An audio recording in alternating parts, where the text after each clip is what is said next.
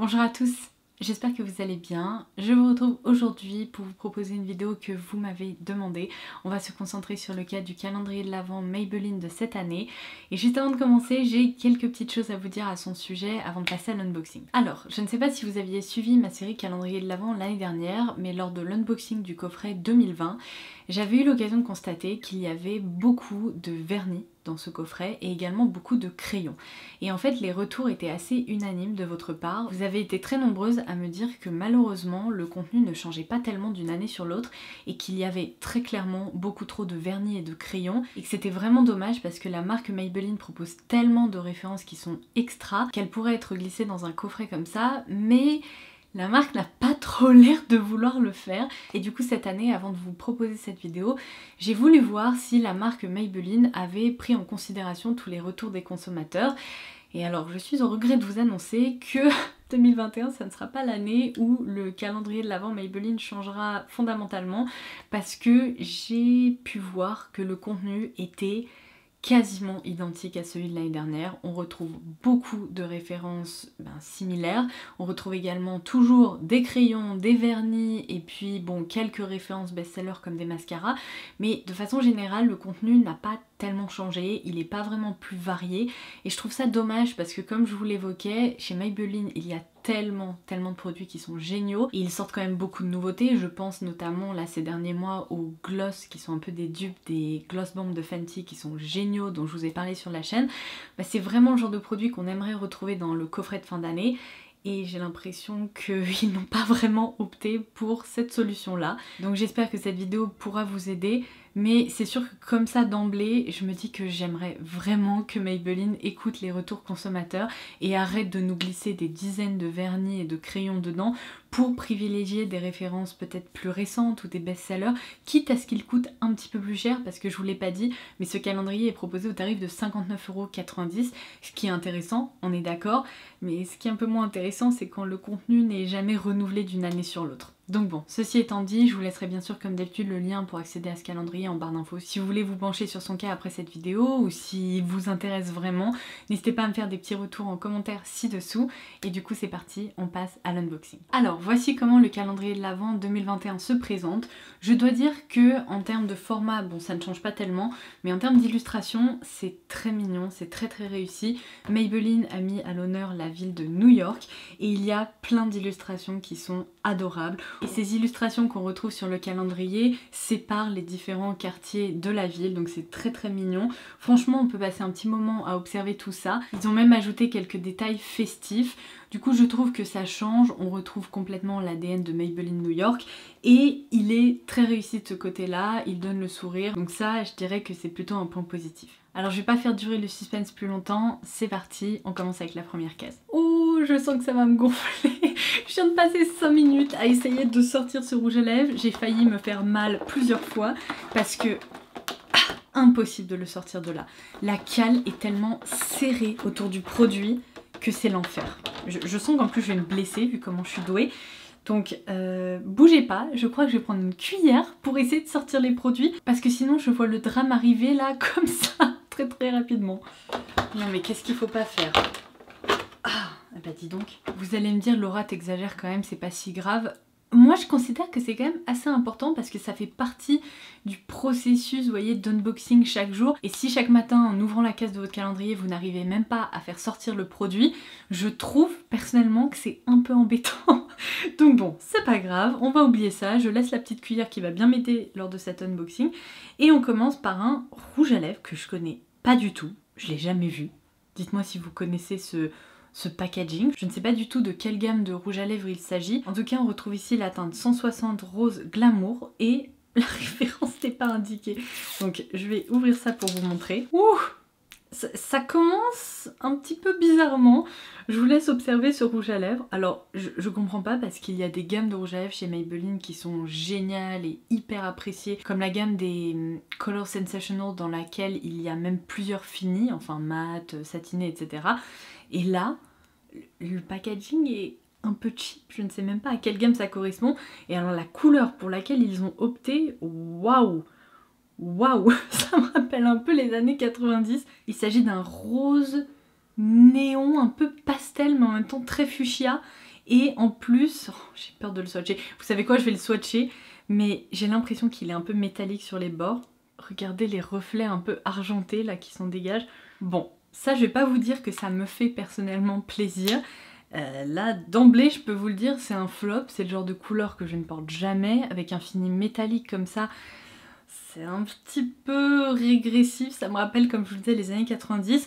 Si vous appréciez ce genre de couleur, très bien. Au moins, vous serez contente si jamais vous avez acheté ce calendrier. Mais j'ai quand même l'impression comme ça qu'il y a pas mal de personnes à qui ça ne fera pas trop plaisir de commencer le mois de décembre avec une couleur. Waouh! Il faut oser, hein. Ça c'est le moins qu'on puisse dire. Bon, on va mettre ça de côté, on continue. Le produit dans la case numéro 2 était bien plus facile d'accès et c'est un produit plus traditionnel, le crayon noir des calendriers de l'Avent. Donc on retrouve ici la référence Lasting Drama, il s'agit du crayon gel. Case numéro 3, le festival du vernis débute.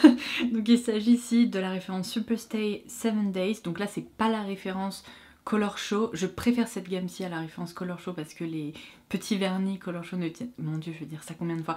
Ces petits vernis ne tiennent absolument pas sur mes ongles. En même pas 2 jours, ils commencent à s'écailler. Tandis que cette gamme-là est quand même mieux, je trouve. Mais là, la teinte est un petit peu spéciale. C'est typiquement le genre de vernis qu'il y avait dans l'armoire à vernis de ma maman quand j'étais petite. Je suis sûre qu'elle avait une teinte comme ça. Il s'agit d'un blanc hyper nacré. Vous voyez, c'est la référence blanc nacré numéro 77. Case numéro 4, de nouveau un crayon. Et alors là, c'est vraiment un peu nul. Il s'agit cette fois-ci du crayon Kohl, mais de nouveau dans une teinte noire. Donc là, on a ouvert très peu de cases et il y a déjà 2 crayons noirs. Vous voyez où je voulais en venir au début de la vidéo. Case numéro 5, un petit vernis Color Show. Je suis presque persuadée qu'on a eu cette référence l'année dernière. Il s'agit d'un rouge comme ça, assez vitaminé, c'est la teinte 349. Et typiquement un retour que j'avais eu l'année dernière de la part de mes abonnés suite à ma vidéo calendrier de l'Avent, c'est que retrouver une référence de vernis comme ça qui ne coûte je crois que 2 €, bah ça fait pas trop rêver parce qu'un petit produit comme ça à 2 €, si jamais il nous tente, on peut craquer assez facilement, alors que dans un calendrier de l'Avent, on s'attend à faire de jolies découvertes, à découvrir peut-être plein de produits au sein d'une marque, et ça malheureusement le retour que j'avais eu c'est que c'est pas une référence qui fait rêver, et du coup je ne comprends pas pourquoi Maybelline s'obstine à remettre chaque année plein de références comme ça en commun par rapport aux années précédentes. C'est vraiment étrange. Case numéro 6, un autre produit qu'on avait pu découvrir l'année dernière, le Baby Lips. Alors ça c'est une référence assez iconique chez Maybelline depuis des années, donc si jamais vous appréciez Maybelline, je pense que vous connaissez déjà ce petit baume à lèvres teinté. Là en l'occurrence ils ont glissé la teinte Cherry Me, il s'agit du baume à lèvres un peu rouge comme ça. Case numéro 7, de nouveau un produit qu'on avait eu l'année dernière, il s'agit de la base top coat un peu tout en un dans la gamme Dr. Rescue. Case numéro 8, un eyeliner cette fois-ci, donc c'est la référence Hyper Precise All Day et c'est leur eyeliner feutre comme ça.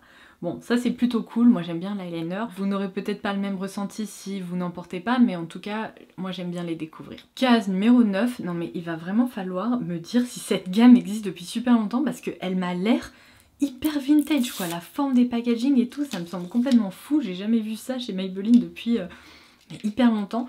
Donc là c'est la teinte 670 bois de rose. Bougez pas, faut que je retire une étiquette supplémentaire décidément. Bon ça j'imagine et j'espère que ça va être une teinte peut-être un peu plus portable que celle-ci. Ouf, c'est bon. Celle-ci elle est vraiment plus jolie. C'est un nude un peu soutenu comme ça. Bah, je sais pas si c'est vraiment un bois de rose. On va voir ça. Ouais, on pourrait dire qu'il s'agit d'un bois de rose un peu muté. Bon, ça clairement, je préfère hein, que la teinte d'à côté. Je pense qu'une grande majorité de personnes préférera ce genre de teinte. Ils ont l'odeur hyper caractéristique des rouges à lèvres Maybelline d'il y a 20 ans quoi. Quand je sentais les rouges à lèvres de ma maman, il y en a plein qui sentaient ça. Donc j'imagine que c'est une gamme peut-être un peu ancienne. Case numéro 10, je vous confirme, pour les rouges à lèvres et les vernis, vous aurez absolument besoin d'un truc pour créer un effet de levier, sinon vous n'arriverez jamais à les sortir. Les produits sont complètement engouffrés comme ça dans la cale en plastique. Mais là on retrouve dans la gamme Express Manucure la base de vernis, tout simplement. What? Ah non, là par contre... ça je suis pas d'accord, c'est beaucoup trop. Déjà nous glisser des dizaines de crayons, bon c'est quelque chose, mais si en plus tous les crayons sont noirs, Mais on n'a pas 42 yeux à maquiller tous les matins, oh my god. Ok, donc là c'est de nouveau un crayon noir dans une autre gamme que propose Maybelline. Donc cette fois-ci c'est la gamme Line Refine et c'est apparemment ce qu'ils définissent comme un crayon oriental. On a eu un call juste avant, donc bon, là c'est très répétitif et c'est dommage, clairement, choisissez une référence de crayon noir et puis basta, passez à autre chose ou optez pour d'autres teintes. Parce que là, ça fait beaucoup quand même. Case numéro 12, le vernis Color Show, cette fois-ci dans la teinte noire, c'est la référence 677. Case numéro 13, c'est pas un crayon noir, c'est déjà ça, c'est une référence pour les sourcils. Donc ça c'est pareil, certaines diront que c'est vraiment le genre de produit un peu problématique à glisser dans un calendrier parce que là ils ont opté pour la teinte Deep Brown, donc clairement ça ne conviendra qu'à une seule catégorie de personnes qui ont des sourcils plutôt marron foncé. C'est pas mal pour découvrir une référence chez Maybelline, mais typiquement si vous êtes blonde ou si vous avez les sourcils auburn ou noirs, ça vous risquez de pas trop en avoir l'utilité. Case numéro 14, une couleur que je trouve bien plus sympa pour l'automne-hiver dans cette gamme qu'on a déjà eu auparavant avec la teinte blanc perlé, donc c'est toujours le vernis Superstay 7 Days, mais cette fois-ci dans la teinte Midnight Red, c'est la teinte 287. Ça c'est vraiment le genre de couleur un peu rouge-noir que j'apprécie. Case numéro 15, on retrouve pour la première fois un mascara. C'est en plus un mascara incontournable depuis des années chez Maybelline. Donc là c'est la version waterproof du mascara Colossal. Case numéro 16, alors ça je ne crois pas qu'on ait eu cette teinte un peu lilas l'année dernière, en tout cas ça me dit rien. Peut-être que ma mémoire flanche complètement, mais il s'agit ici de la teinte numéro 21 et c'est vraiment une teinte plus tendance, lilas, qui pourrait vraiment plaire je pense à celles qui aiment la couleur. Par contre, je viens de découvrir qu'il y a des petits reflets un peu rose nacré dedans. C'est dommage parce que ça le rend peut-être un peu moins élégant, vous voyez. Là, ce genre de reflet un peu nacré, ça plaira pas à tout le monde. Donc, ça commençait bien et finalement, je suis juste un peu déçue de voir ça. Case numéro 17, un fard à paupières. Non mais vous y croyez? Ça, c'est plutôt cool. Parce que ça change un peu et c'est pas un crayon ni un vernis, donc je suis contente.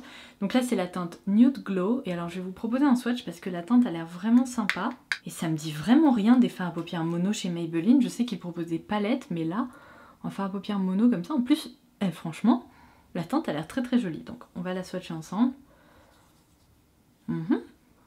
Voilà ce que ça donne et je vais tester l'opacité juste là. Ok, bon, c'est un fard satiné, la pigmentation est quand même présente, je pense qu'il faut repasser plusieurs fois, mais par contre l'effet lumineux est vraiment au rendez-vous, donc ça c'est plutôt chouette, et par contre ça se marie super bien avec ce rouge à lèvres là. Je pense pour un look quotidien lumineux avec des lèvres un peu soutenues, ça peut être très joli.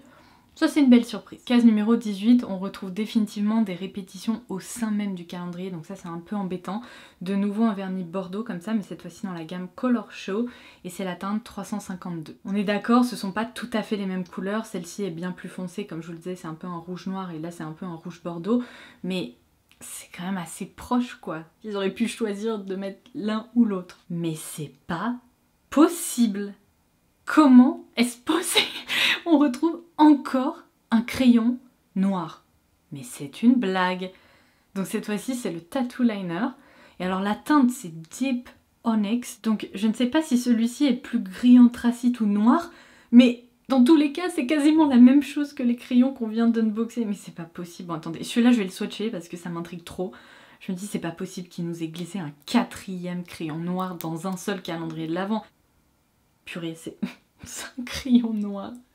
Je vous jure, c'est un crayon noir. Bon, là, clairement, il y a un problème. Hein. Ça ne va pas. Case numéro 20, on en est au 5e vernis Color Show. Cette fois-ci dans la teinte 77, c'est un rose bébé comme ça. 5 vernis à 2 €, ça veut dire qu'ils ont déjà comblé des cases avec des produits qui coûtent pas très cher, c'est un petit peu embêtant. Case numéro 21, enfin une gamme de rouge à lèvres que je reconnais dans ce packaging là. Donc là on retrouve la teinte 540 Hollywood Red, et donc j'imagine comme son nom l'indique il va s'agir d'un rouge à lèvres rouge, mais c'est bizarre parce que la pastille est un peu plus rose. Ok, très étonnant comme nom. Il s'agit plutôt d'un rose orchidée un peu soutenu comme ça, c'est pas du tout un rouge. Je vais pas le swatcher celui-là parce que vous voyez très bien la couleur là. Et comme ça je le mets de côté pour ma hotte du Père Noël. Case numéro 22, on se rapproche de la fin et devinez quoi? De nouveau un vernis dans la gamme Superstay, mais cette fois-ci c'est le top coat, c'est ça? Enfin j'ai l'impression. Ah bah non, c'est la base transparente, donc en plus c'est la deuxième base qu'on retrouve dans ce calendrier. Case numéro 23, une bonne nouvelle pour certaines personnes mais malheureusement pas pour moi parce que je vous l'ai déjà dit dans mes vidéos, cette référence là chez Maybelline je ne l'apprécie pas du tout. Il s'agit de leur rouge à lèvres liquide mat dans la gamme Superstay Matte Ink. Donc là en plus c'est une jolie couleur qui s'appelle 65, donc Cedar Tress. C'est un nude rosé comme ça. Ce que je reproche vraiment à cette gamme de rouge à lèvres, c'est que la texture reste collante et en fait vos lèvres s'agrippent entre elles lorsque vous portez ces produits là. En tout cas sur ma bouche, l'effet est tellement omniprésent que c'est très dérangeant. Donc apparemment beaucoup d'entre vous m'avaient dit qu'elles ressentaient exactement la même chose et que c'était très dérangeant pour elles aussi. Et d'autres personnes apprécient, enfin ça les dérange moins. Donc je ne sais pas trop quel est votre ressenti par rapport à ce produit. Mais pour ma part, je suis pas fan, je préfère d'autres références chez Maybelline. Et on en arrive donc à la dernière case du calendrier, la case numéro 24, on aura tout ouvert ensemble et on retrouve du coup un doublon qui n'en est pas vraiment un. Là c'est la version classique du mascara qui s'était glissée dans la case numéro 15 si je me trompe pas. Du coup ça permet de découvrir la version waterproof et la version classique de ce mascara. Bon, que dire, je suis convaincue, mais vraiment convaincue que Maybelline peut faire bien mieux que ça. Mais vraiment, ils n'ont que l'embarras du choix, il y a plein de produits qui sont géniaux et le fait de retrouver autant de vernis et de crayons noirs, enfin on a l'impression qu'il n'y a aucun choix chez Maybelline quand on ouvre ce calendrier de l'Avent, alors que ce n'est pas le cas. Je trouve que ce n'est pas représentatif de la réalité et c'est vraiment dommage parce que pour celles qui vont se tourner vers ce calendrier en se disant chouette je vais pouvoir découvrir plein de références Maybelline, bah on reste un peu sur sa faim quoi. C'est très répétitif, il y a des doublons, c'est vraiment l'avalanche de vernis et de crayons une nouvelle fois. Et même s'il y a eu quelques petites différences par rapport au calendrier des années précédentes, dans l'ensemble, c'est assez minime quoi. Enfin, je sais pas, je comprends pas. J'attends vraiment vos retours en commentaire et j'ai hâte de vous lire pour lire un peu vos impressions parce que je dis pas que le calendrier n'est pas rentable du tout parce que ça reste quand même un calendrier à une soixantaine d'euros, donc c'est un calendrier relativement accessible par rapport à d'autres. Je dis juste que d'une année sur l'autre, si on veut reprendre le calendrier Maybelline parce qu'on l'apprécie, eh bien au bout d'un moment on tourne en rond et ça le rend plus tout à fait viable quoi, j'ai envie de dire.